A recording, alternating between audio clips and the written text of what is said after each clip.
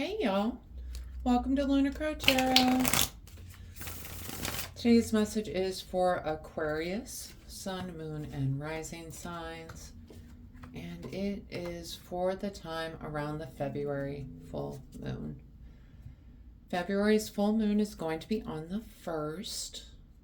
All right, so this weekend. And full moons are a great time for taking a moment to assess where we're at, what's been working, what hasn't, and releasing that which no longer serves you. Okay. You're going to start off with an oracle card. And we get Mora, she who hesitates, ponder, delay, confidence. It's a beautiful card. I do, what gets me every time with, sorry about that, y'all. What gets me every time with Mora is this delay, and it's because of this confidence, this lack of confidence, right?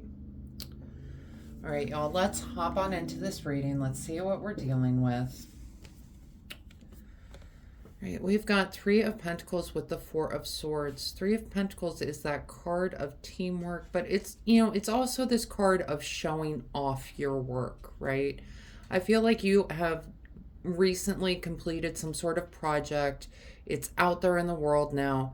And finally, with the Four of Swords, you get to take a chance to relax, recharge, time for a little bit of self-care, okay? And the next two cards we get, King of Swords, Four of Pentacles. Now, court cards can represent people in our lives. King is, usually a leading kind of influence on our lives. Swords, it could be Gemini, Libra, or Aquarius. So it could be you, Aquarius, okay? But we're paired with the Four of Pentacles, which is this card of needing to let go. I feel like there's just something that you're holding on to with this Four of Pentacles energy, right? Like, I feel like, you had this project that you recently completed.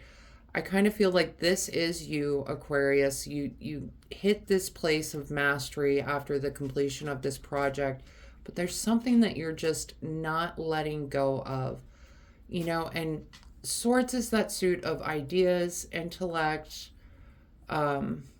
ego, okay? And what I have always loved about the King and Queen of Swords, they cut through all of the nonsense. They just get right down to the nitty gritty. They, can spot a liar from a mile away. I feel like you might have been feeling wronged in some way, and you can't let go of it, okay? All right, next up we've got Five of Pentacles, Seven of Pentacles. Okay, definitely getting the feeling this is some sort of work-related thing. You've got just a reading full of pentacles here. Okay, now Five of Pentacles is this card of, it can be a card of abandonment. In this reading, I'm really getting more the sense you were brought in from out of that cold, okay? But the Seven of Pentacles is this card asking, is the outcome worth my effort? Has all the work that I've been putting in really worth what I've been receiving? So it's almost like, yes, you were brought in from out of the cold, but was it really worth it? I had to jump through all these hoops in order to get here, and is it really worth it? It's almost like joining a fraternity or something and going through all the hazing, and then it's like the worst fraternity on campus. I don't know. I was not a Greek life girly, okay? But that's the kind of feeling, is it's like you went through all these trials and tribulations to get to this place, and now you're just kind of wondering, was it even worth it? All right. Next up, we've got Knight of Cups, Five of Swords. Knights show up encouraging us to take some sort of action in our lives. The Knight of Cups Could be a Cancer, Scorpio, Pisces, but someone who's very concerned with relationships, friendships, family, emotions, okay? Could definitely be work relationships, co-worker relationships. We've got it paired with the Five of Swords, which is this card of just hollow victory. Like, it's almost like you had to make friends or had to act a certain way at work in order to get what you wanted. And, it just, you weren't being like true to yourself, The Knight of Cups, any of the court cards for cups, they lead with their heart. And I'm getting the feeling that you were going through the motions because you knew it was going to lead to this victory. And hey, I'm not going to fault you for that. You got the victory, right? But you just don't feel very good about it. It's like you almost feel like you didn't earn it. Like the energy I'm getting from this is very much like that 80s kind of mentality of like getting along with your coworkers and just being, trying to be that guy at the office, trying to be that, goes along to get along kind of person. And it doesn't leave you feeling good at the end of the day because it's not authentic to you. Okay? All right, the next two cards we get, Six of Pentacles with the Justice card. Interesting. Both of these cards are like a card of the scales balancing out. Justice is really more to do with kind of karma, okay, fairness, balance. Six of Pentacles it's balance, but it's, in a way, it's deciding who is worthy of what. Okay, this person is saying this person is worthy, but this person is not for some reason. Okay, so yes, it's a balance, but it's about that fairness. And I feel like there's going to be some tipping of the scales, okay, so that this balances out in a better way, in a more fair way for you, okay? All right.